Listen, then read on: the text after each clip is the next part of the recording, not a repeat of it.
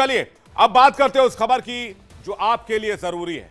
अगर मैं आपसे एक सवाल सीधा सीधा पूछूं कि आपने महाकुंभ में डुबकी लगाई या नहीं लगाई, क्योंकि अगर आप उन 60 करोड़ लोगों में से नहीं हैं जिन्होंने महाकुंभ में डुबकी लगाई है, तो फिर यह मौका आपको 144 साल बाद मिलने वाला है। जैसा यूपी सरकार बार बार कह रही है, कुंभ 144 साल बाद वाला है, लेकिन यह मौका आपको मिलेगा अगर आप कुंभ ही नहाना चाहते हैं तो 12 साल बाद जा सकेंगे। वो भी पूर्ण कुंभ होगा, महाकुंभ नहीं होगा, क्योंकि महाकुंभ का यह संयोग 144 साल बाद बना है। ऐसे में 12 साल बाद आपकी उम्र क्या होगी, इसका हिसाब भी लगा लीजिएगा। जैसे अगर मैं अपनी उम्र की बात करूं और अगर मुझे अगले कुंभ में डुबकी लगानी हो तो उस समय मेरी उम्र 45 साल से ऊपर पहुंच जाएगी। और उम्र का यह कैलकुलेशन असल में पूर्ण कुंभ के लगने वाले समय से है। फिर 144 साल बाद वाला संयोग तो शायद आज की तारीख में हम में से किसी के नसीब में हो। इसकी दिव्यता और भव्यता को बढ़ाने के लिए योगी सरकार ने इस समय को सबसे ज्यादा महत्व दिया। महाकुंभ से जुड़े हुए बेहतरीन इंतजाम किए, जिसका नतीजा यह हुआ कि 60 करोड़ से ज्यादा लोगों ने महाकुंभ में डुबकी लगा ली। जब महाकुंभ की शुरुआत होनी थी तो सरकार की तरफ से अंदाजा लगाया गया था कि इसमें शिरकत करने वालों की संख्या कोई 40-50 करोड़ के आसपास हो सकती है, लेकिन कुंभ अभी समाप्त नहीं हुआ। 41वें दिन तक 60 करोड़ से ज्यादा लोग डुबकी लगा चुके हैं। यानी एक बात तो तय है कि इस अद्भुत अलौकिक महाकुंभ का हिस्सा हर कोई बनना चाहता है। क्या आम क्या खास, हर किसी के मन में संगम नगरी प्रयागराज में डुबकी लगाने की इच्छा है और लोग अपनी व्यवस्था से यहां पहुंच रहे हैं। देश के सर्वोच्च पदों पर बैठे लोग, जिनमें राष्ट्रपति, उपराष्ट्रपति, प्रधानमंत्री, गृह मंत्री, रक्षा मंत्री जैसे लोग शामिल हैं, सभी संगम नगरी के अरैल में बने घाट में डुबकी लगाई। इसके अलावा कारोबारी परिवारों को ले लीजिए, अंबानी परिवार, अडानी परिवार सब यहां आकर डुबकी लगा चुके हैं। आज इसी कड़ी में केंद्रीय मंत्री और बीजेपी के राष्ट्रीय अध्यक्ष जेपी नड्डा भी संगम नगरी पहुंचे, जहां मुख्यमंत्री योगी आदित्यनाथ ने उनका स्वागत किया। तस्वीरें आपके सामने, जरा फुल स्क्रीन आपको तस्वीर दिखाते हैं। इस दौरान दोनों ने एक साथ संगम में डुबकी लगाई। योगी यहां पर बच्चों के साथ हल्के फुल्के अंदाज में नजर आए। वहीं परिवार के साथ पहुंचे जेपी नड्डा ने यहां विशेष पूजा अर्चना भी की। साथ ही लेटे हुए हनुमान मंदिर में दर्शन करने के साथ अक्षय वट के दर्शन भी किए। जेपी नड्डा के कार्यक्रम को देखते हुए डिप्टी सीएम ब्रजेश पाठक और दूसरे मंत्री भी इस दौरान नजर आए। ये तो वीवीआईपीज और वीआईपीज की बात रही, लेकिन देश की 60 करोड़ जनता ने अगर महाकुंभ में डुबकी लगाई है तो आप यकीन मानिए कि क्या आम क्या खास, हर कोई महाकुंभ में स्नान करना चाह रहा है। और वैसे भी जिस तरह से 144 साल बाद इस महाकुंभ का आयोजन किया जा रहा है, वो अपने आप में ही रिकॉर्ड है। लेकिन इस आयोजन को सफल बनाने के लिए जिस तरह से योगी सरकार ने खजाना खोला और दिल खोलकर खर्च किया, उसने सबको अपना मुरीद बना दिया। लेकिन अब महाकुंभ में 24 और 25 फरवरी को 3 वर्ल्ड रिकॉर्ड बनने जा रहे हैं। जी हां, कई रिकॉर्ड बन चुके हैं और कई रिकॉर्ड्स बनने हैं। इसमें 24 फरवरी को 15,000 स्वच्छता कर्मी लगभग 10 किलोमीटर तक सफाई अभियान चलाकर वर्ल्ड रिकॉर्ड बनाएंगे। दूसरे दिन यानी 25 फरवरी को 10,000 हैंड प्रिंटिंग और उसी दिन 550 शटल बसों के संचालन का रिकॉर्ड बनेगा। इसके अलावा ई रिक्शा के संचालन के स्थान पर अब शटल बसों का रिकॉर्ड बनाया जाएगा।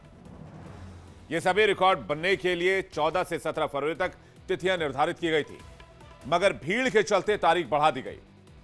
केवल एक रिकॉर्ड 300 सफाई कर्मियों द्वारा नदी की सफाई का अभियान 14 फरवरी को बनाया गया था। अब इन तीनों रिकॉर्ड के लिए Guinness book of world record की टीम को भी बुला लिया गया है और इसी टीम के सामने रिकॉर्ड बनाए जाएंगे। प्रयागराज मेला विकास प्राधिकरण ने इसकी सारी तैयारी कर ली, यानी एक के बाद एक कई सारे रिकॉर्ड बनते जा रहे हैं। एक रिपोर्ट दिखाते हैं।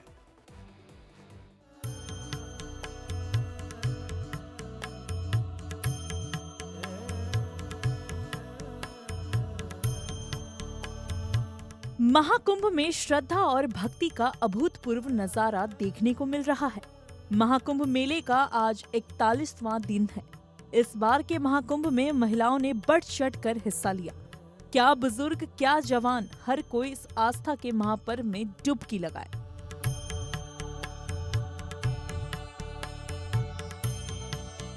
इस बार के महाकुंभ में 40% से अधिक महिलाएं हैं। ये महिलाएं गांव और शहर से निकलकर संगम तट पर स्नान किया। पहले के मुकाबले महिलाएं घरेलू कामकाज को छोड़ प्रयागराज के महाकुंभ पहुंची। महिलाएं जिस तरह से धार्मिक और आध्यात्मिक प्रथाओं में हिस्सा ले रही हैं, उससे भागीदारी के पैटर्न में बदलाव साफ देखा जा सकता है।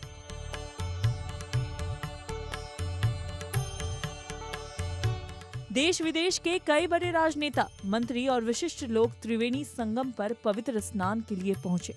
महाकुंभ का समापन होने में अब बहुत कम दिन बचने से संगम तट पर श्रद्धालुओं की भारी भीड़ उमड़ रही है।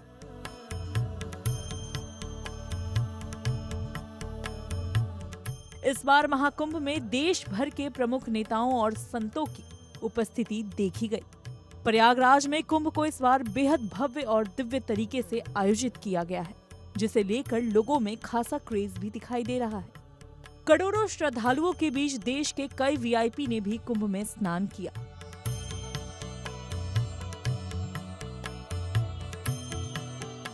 इनमें देश की महामहिम राष्ट्रपति द्रौपदी मुर्मू,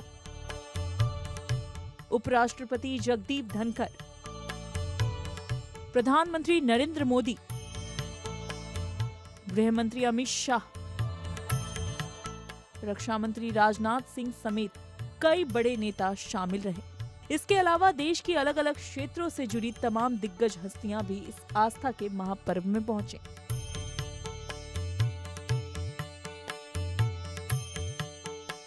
महाकुंभ के साक्षी बनने वालों उत्तर प्रदेश के मुख्यमंत्री सीएम योगी आदित्यनाथ का नाम भी शामिल है।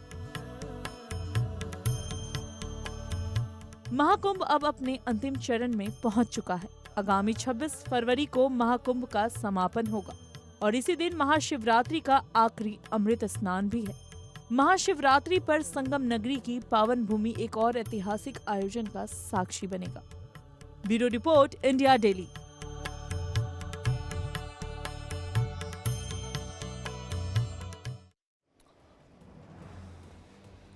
और आगे बढ़ते अगली खबर की बात बहुत जरूरी है आपके साथ, और इस खबर को ज्यादा से ज्यादा शेयर जरूर कीजिएगा अपने परिवार में, अपने दोस्तों को।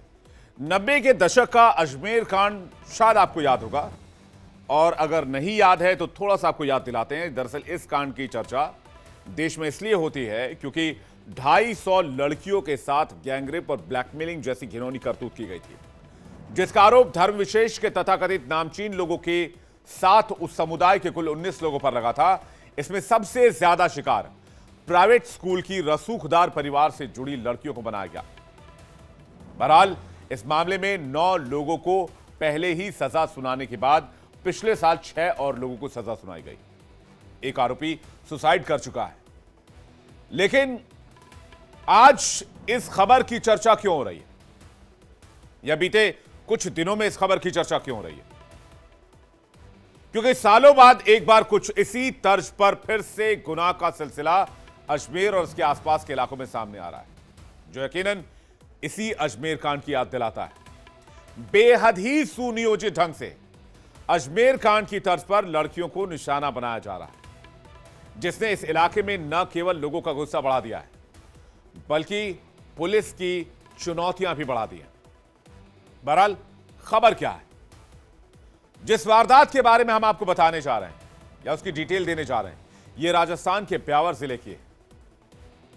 इस साजिशन लव जिहाद को अजमेर कांड का पार्ट 2 भी आप कह सकते हैं, क्योंकि यहां भी वो सब हो रहा था जो अजमेर में हो चुका था। फर्क बस इतना है कि यहां लड़कियां सामान्य परिवारों से, अजमेर की तरह रसूखदार परिवारों से नहीं जुड़ी हैं।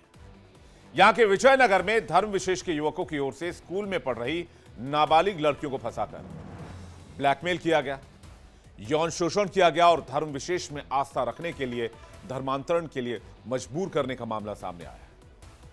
मामले को लेकर स्थानीय लोग काफी गुस्से में, अभिभावक और हिंदू संगठनों ने विरोध प्रदर्शन किया है। मामला दर्ज कराया गया है। लोगों की माने तो करीब 12 से 15 युवकों का गिरोह ये सब कुछ कर रहा था।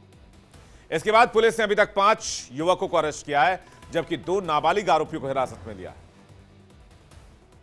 गौरतलब यहां यह है कि 90 के दशक में अजमेर में जब इस तरह का मामला सामने आया था तो कई लड़कियों में शर्मनाक स्थिति में फंसने के बाद आत्महत्या तक कर ली थी। इसलिए आप समझिए कि यह जो नेक्सस पकड़ा गया, ये जो गैंग पकड़ा गया है, इसके दायरे में जितनी लड़कियां अभी होंगी वो कितनी डरी हुई होंगी, सहमी हुई होंगी और घबराई होंगी। आप समझ गए होंगे मामला कितना गंभीर है और यह हिमाकत कितनी बड़ी है, क्योंकि एक लड़की के यौन शोषण का मामला नहीं, बल्कि कई लड़कियां इसमें शामिल हैं जिन्हें फंसाया गया और उनका शोषण किया गया और फिर एक ऐसे दलदल में धकेलने की कोशिश की गई जिससे लड़कियों की जिंदगी हमेशा के लिए जहन्नम बन जाए। लड़कियों का धर्म परिवर्तन करा दिया जाए, दूसरे धर्म में शामिल करा दिया जाए। इस पूरे मामले का खुलासा करते हुए पुलिस की तरफ से जो जानकारी सामने जो आई है वो यकीनन हैरान करने वाली। आप सुनेंगे तो आपके पैरों तले जमीन खिसक जाएगी। अपने आसपास चेक कीजिए, कहीं कुछ ऐसा चल तो नहीं रहा है जैसा पुलिस बता रही है। इस मामले में पुलिस ने बताया कि आरोपियों ने पहले निजी स्कूल की एक बालिका को फंसाया, उसे एक मोबाइल फोन उपलब्ध कराया, उसे प्रताड़ित और ब्लैकमेल करने का सिलसिला इसके बाद शुरू हुआ। इसके बाद उसके सामने शर्त रखी कि अपने क्लास की दूसरी छात्राओं से अगर दोस्ती कराओगी तो तुम्हें छोड़ देंगे। इस तरह से उस लड़की ने उसकी क्लास में पढ़ने वाली 5-6 लड़कियों को जाल में फंसाया और उनकी दोस्ती कराई और अब यह दायरा बढ़कर 7-8 लड़कियों का हो गया। अब सब लड़कियों को डराया गया, धमकाया गया और ब्लैकमेल करने का सिलसिला शुरू हुआ। आरोपी अपने धर्म की चीजों को अपनाने का दबाव बनाते थे। गिरफ्तार आरोपियों में रिहान मोहम्मद, सोहेल मंसूरी, लुकमान, अरमान पठान, साहिल कुरैशी जैसे नाम शामिल हैं। ऐसा नहीं है कि इस मामले में सिर्फ पुलिस ही खुलासा कर रही। क्या पता पुलिस अभी नपा तुला बयान ही दे रही हो, क्योंकि इन्वेस्टिगेशन ऑन है। जब चश्मदीदों की बात सुनेंगे, इसके शिकार लोगों की बात सुनेंगे, तो आपकी हैरानी और बढ़ जाएगी। आपको भरोसा नहीं होगा कि यह 1 या 2 दिन या 1 या 2 महीने की घटना हो सकती है, बल्कि जिस तरह से इन आरोपियों ने लड़कियों को शिकार बनाया है, ऐसा लगता है यह सिलसिला लंबे समय से चलता आ रहा है और इसकी भनक तक किसी को नहीं लग पाई। सोचिए किस माइंडसेट के साथ, कितने स्मार्टली इस तरीके को अंजाम दिया गया होगा, इस पूरे लव जिहाद, तथाकथित लव जिहाद को अंजाम दिया गया होगा। इसका फायदा आरोपी उठाते रहे। एक पीड़ित छात्रा के परिजन ने बताया कि बच्ची स्कूल में जाती तो लड़के परेशान करते थे, पर्ची में नंबर लिखकर रास्ते में फेंक देते। कुछ दिन बाद लड़कों ने बच्ची को धमकाना शुरू कर दिया। एक छोटा मोबाइल फोन मिला, उससे लड़के बात करते थे। नई नई गाड़ी दिखाकर धर्म परिवर्तन के लिए बच्ची का माइंड वॉश करते थे। उन्होंने बताया कि अपने जाल में फंसाने के लिए लड़के हर रोज नई गाड़ियां लेकर आते, कभी कार लेकर आते, कभी बुलेट लेकर आते और अलग अलग तरह की गाड़ियां होती थी। छात्रा ने कहा उन लोगों ने एक बार बोला था कि ब्राह्मण की छोरी को बेचेंगे तो 20 लाख रुपए मिलेंगे और तुझे, जो कि दलित वर्ग से आती थी, उसे बेचेंगे तो 10 लाख रुपए मिलेंगे। जिस तरह से यह घटना सामने आई है वो यकीनन इस समाज में चिंता बढ़ाने वाली है, फिक्र बढ़ाने वाली है। माता पिता की चिंता और ज्यादा दोगुना हो जाएगी इस खबर को सुनने के बाद। जिस तरह से गुमनाम साजिश इस देश के अंदर रहकर इस देश की बेटियों के खिलाफ रची गई, वो यकीनन इस चिंता में डालने वाली है कि साजिश के तार कितने गहरे हो सकते हैं, क्योंकि बेचने वाली बात का ताल्लुक यकीनन केवल डराने के लिए नहीं हो सकता। जिस तरह से इतनी बड़ी रकम का दावा आरोपी कर रहे हैं, वो इशारा देता है कि कहीं ना कहीं इसके तार तो जुड़े हैं। जहां से फंडिंग हो रही है, जिस फंडिंग की बात की जा रही है, लेकिन अभी यह समझिए कि मामले का खुलासा आखिर कैसे हुआ। कहानी जो आपके सामने आएगी उसे सुनकर आप चौंक जाएंगे। एक पीड़ित बालिका ने आरोपियों को देने के लिए घर से 2000 रुपए चोरी कर लिए। इसी दौरान घर से पैसे चोरी होने पर जब यह सिलसिला लगातार होने लगा तो घर वालों ने अपने घर की लड़की पर नजर रखनी शुरू की, और जब नजर रखनी शुरू की तो घर वालों ने बेटी को किसी से मोबाइल पर बात करते हुए सुना,